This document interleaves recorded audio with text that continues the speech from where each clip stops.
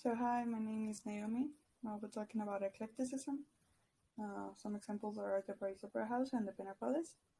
And this is for my history and appreciation of art class. My career is licenciatura en lenguas extranjeras. Okay.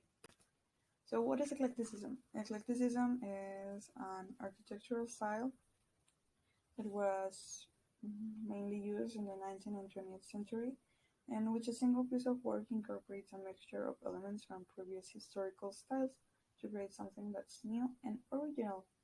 The terms come from the word eclecticus, which means choosing the best. Key eclecticism in architecture and interior design. These elements in architecture and interior design of the piece um, may include the structural features, furniture, decorative motifs, distinct historical ornament, traditional and cultural motifs, or styles from another countries. We tend to see multiple fragments of other styles, and some are really little or detailed, and some others are extremely notorious. Some that are really little, maybe, I don't know, the frame of a window, the frame of a mirror, bedroom, or something like that, and some that are really notorious, maybe the facade or specific parts of a piece. This extreme addition of things to the piece are in order to elevate the meaning of it, just because there are no mistakes in doing this, because it's almost like if I like Baroque and I will put it in my house that it's already built and it has other elements. So that's something pretty interesting, or sometimes it can be made entirely on purpose that I want this style in this precise room and this other style in this other one. So it's really interesting how this um, eclectic style became popular. So some of the examples that I'm going to talk about today is the Paris Opera House, that is also known as Palais Garnier, and Palacio da Pena in Portugal. Okay, so let's start with Palacio da Pena. It was built in 1854. It is located in Sintra, Portugal, to be precise. The architect was Wilhelm Ludwig Ferdinand, and some other designer was Ferdinand II of Portugal. It was because he bought the actual place and decided to put his home touch. Some of the styles included in the palace are Neo-Gothic, Neo-Manolean, Islamic, and Neo-Renaissance. Those are four styles in just one single piece, and this was because Ferdinand II of Portugal decided to change a lot of things and keep some others in order to make it to his own taste. The Palacio de Pena, it is divided in four sections. The foundations with two gateways, which are the main entrance that we're seeing in the picture.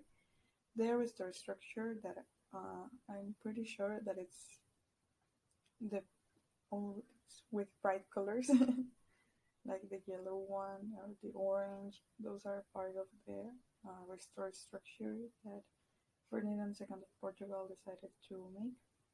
The Arches Yard and the Palatial Zone and its cylindric bastion. Those I couldn't find pictures, but I'm pretty sure there are some on the internet going around. Okay, these are some of the clear examples that let's just focus on the image in the middle. It is pretty classic. It is pretty to say it in some way. You can see it's extremely elegant, and it has some features that are not seen on the exterior of the Palacio da Pena, which are the other two images. Those are in complete concrete. They have really little details, and it's kind of like boring in the eye. Well, to me, bugs me a lot.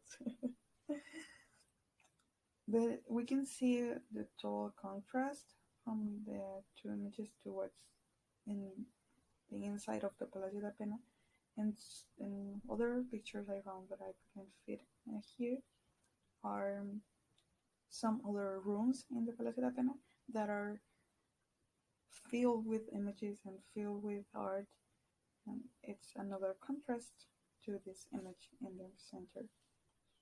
To me personally, I don't like it that much, the parts of the exterior, not all of them, but that's something really personal that's up to my taste. Okay, so mm, now we're going to talk about the Opera House, also known as Palais Garnier, and it was built in 1861 and it was finished in 1875. The architect was Charles Garnier, and some of the styles included in this palace or this opera house was the Baroque, Eclecticism of Palladio, and Renaissance. Those are pretty more classic styles. The first ones, like the more royalty ones. And this opera house is sectioned in with the main facade that are the image that we're seeing right now. The Pavillon de l'Empereur that's on, I guess it's the right side of the opera house, and the Pavillon de Savonet that it's on the other side of the opera house. These are sectioned this way because it has a different.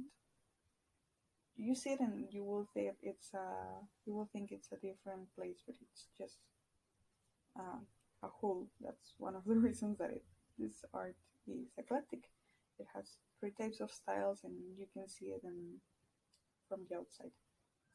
And the interior that has the grand staircase, the grand foyer, the auditorium, the restaurant, the organ, and some other specific elements that are the chandelier that is the most famous. This opera house, after it was finished, it inspired some other building.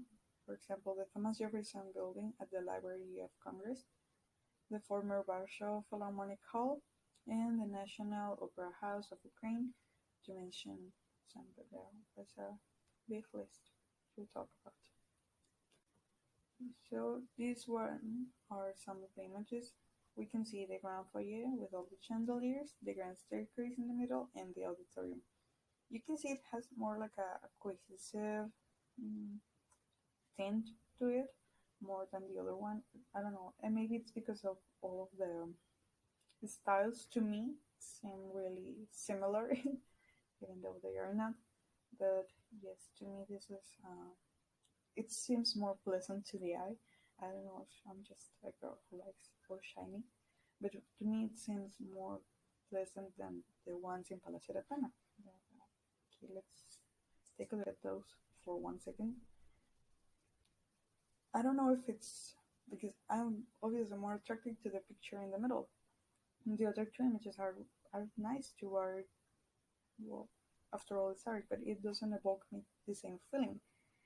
And it also bothers me that mm, they doesn't blend. Even though they're completely different styles, they don't blend, and that bothers me a little bit. And with this one, they also have a lot of elements and really little elements that could be like annoying at some point. But to me, these are like mm, a cohesive and well executed piece of art. And I don't know, maybe it's just that I'm biased for glittery, shiny, and colorful instead of just plain concrete. But that's my personal opinion on this situation. So that was it, and these are my references. Um, I couldn't find a lot of the history mm, facts from the page of the Palacio de Pena, as I did with the Opera National, with the Opera House of Paris, and well, that was it. Thank you.